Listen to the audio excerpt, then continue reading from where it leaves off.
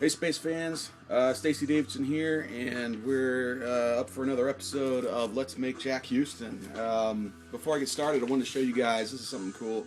I got this package from a couple backers, SD and his wife, the Lurker, which if you guys frequent the Kickstarter comments page at all, you will know those names, I'll tell you that. They invested in a project here of a local artist, actually local to me in Texas. Well, he's actually a scientist, but he was creating art with computers, and the project was called "Put a Warbird on Your Wall." And R.D. Jansen, and this stuff is just killer. He's using computers to simulate these amazing shapes, and it's pretty amazing. This one in particular actually came out looking like fighters. That was a neat one. They sent me a whole bunch of these, so I don't have a whole lot of space in here. I'm gonna probably select my favorite and put it up on the wall here, and I might just rotate them, and put up a different one each week or each month as I guess I can make my own computer generated Warbird calendar. How do you like that? So yeah, these are pretty neat. And I gotta say, this one in particular gave me some ideas for the game. It's a really weird, amorphous, interesting shape. So I might utilize some of that for the game. And so yeah, I want to put out a big thank you to SD and Lurker. You guys are awesome. All of my my contributors and my backers are just amazing. You guys are amazing. Every day you amaze me. So today, what I'm doing, well, let's start with this. I've decided to put a little color on these guys, and as you can see, what we've got here is we've got the little shrubbery I was making last time, but I've gone and put little pink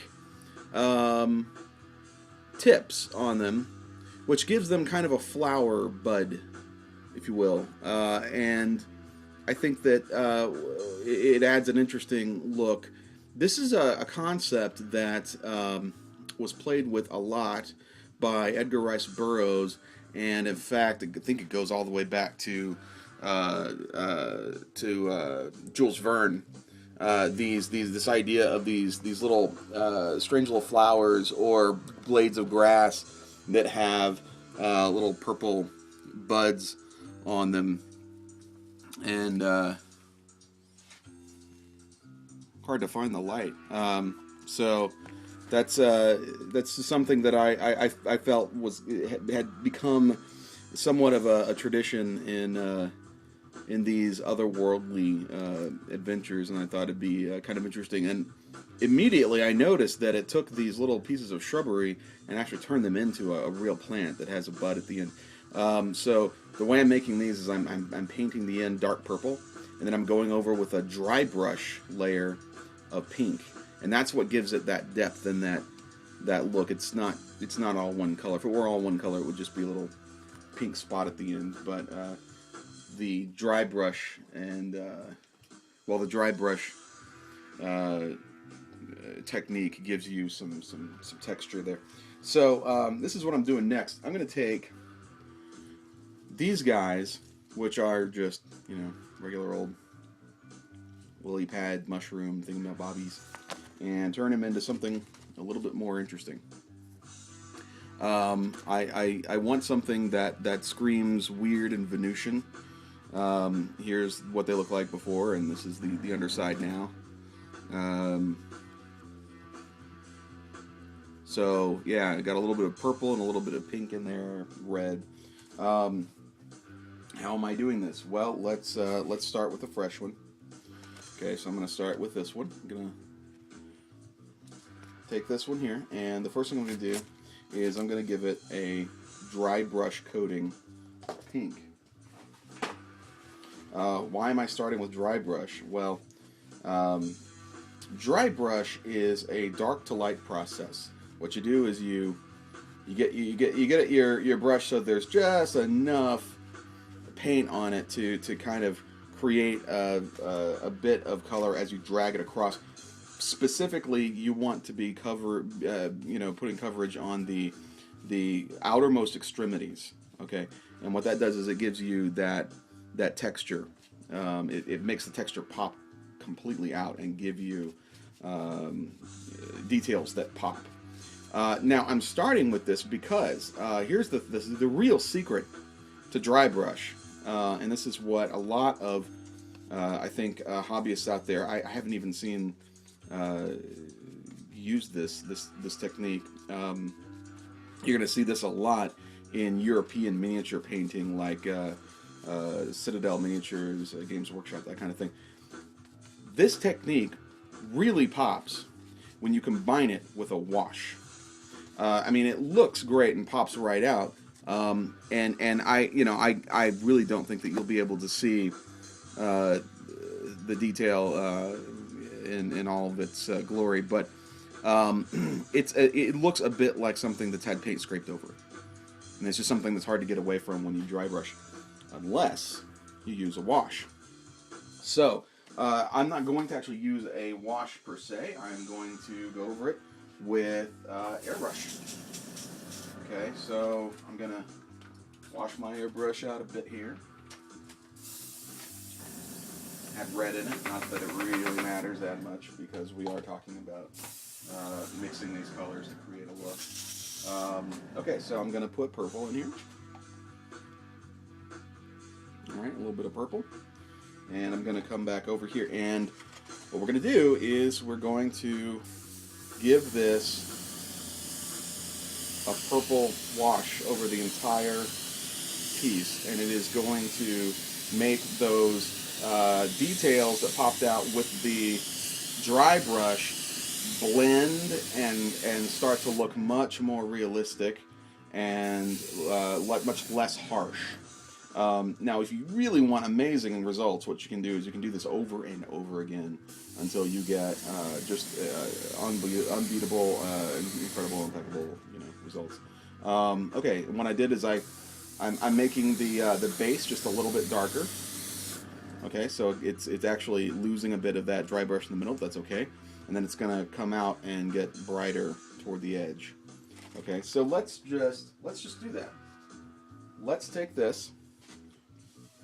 All right, and we're going to go back over it with a dry brush again. And come back over, dry brush all this stuff again to punch out even more detail.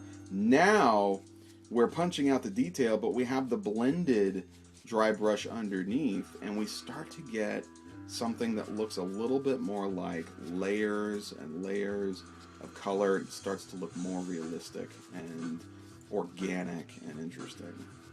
Okay, so all right, now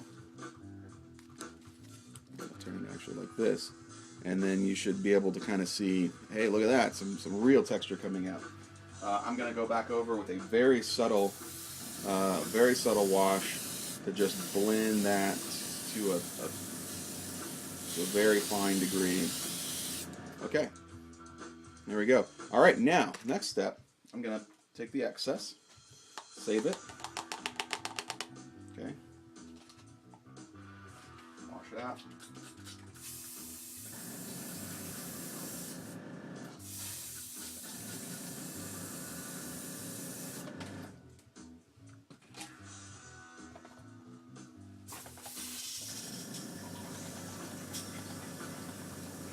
Okay, now I'm going to take red. I'm going to put a little red in there. Now what this is actually more of an orange. I've got red here, and I've mixed it with a little bit of yellow. What is this stuff? This is the cheapest paint money can buy. These are like 59-cent hobby paints from Walmart, Joann's, wherever. They seem to be cheaper at Walmart than anywhere, but whatever. These are apple barrel. This is Delta. You know what? I don't even care what brand I'm getting. I just get the cheap craft paints. These, you do not want to use these to be painting, war game miniatures. Terrain, hey, whatever. You're going to use a ton of it. So don't go with the expensive stuff. Now, what I'm going to do here is I'm going to coat just the edges and give it a bit of a neon look. Now, I got to be careful here because I'm really not going for a Venus that looks like Pandora from if any of you have seen Avatar. I'm not really going for that. I'm going for something that looks otherworldly and is reminiscent of 50s science fiction. But I gotta be careful because Pandora has a bit of that look too, because of course what was Cameron doing with that movie was trying to bring that sort of old-fashioned idea of science fiction to the screen, and I think that stylistically he did that, and he did a great job, and he definitely brought us a world that looks more alien than anything that, say, George Lucas was able to achieve with his movies. And I think that George would have wanted to in the early Star Wars. I think he would have loved, for instance, for Endor to have looked like that, but it just wasn't in the cards with technology at that point. So, am I going to be treading a bit in that area? Well, yeah, I will be, but only because we're all going from the same source material, the same artists, from the 50s. Anyway, so here we go. This is a very alien-looking sort of lily pad here, and what I can do is I can come back with that dry brush, and I can give it another dusting, okay, and that's going to bring those details to life. I usually like to do, at the very end, a dry brushing just to pop everything out, and then I might do a very selective wash to blend it if I have to. But I try to if it's really a matter of taste. If you want dramatic highlighting, then you're going to want to finish off with a light airbrush dusting. If you want something that is a little bit more blended and less dramatic, then you might want to end it with a wash. Now, this is all going to be photographed for a game. It's going to be shrunken down. It's going to be, it's going to be pixelated. I'm going to want to have a little more detail. I'm going to want a little extra detail in there, just to make sure that my work is coming across on the screen. So I'm going to leave it off with the dry brush. I'm going to let that be the last thing I do. So now I'm going to go ahead and just give it a quick airbrush underneath. This is going to be, quick and dirty. Doesn't have to be exact.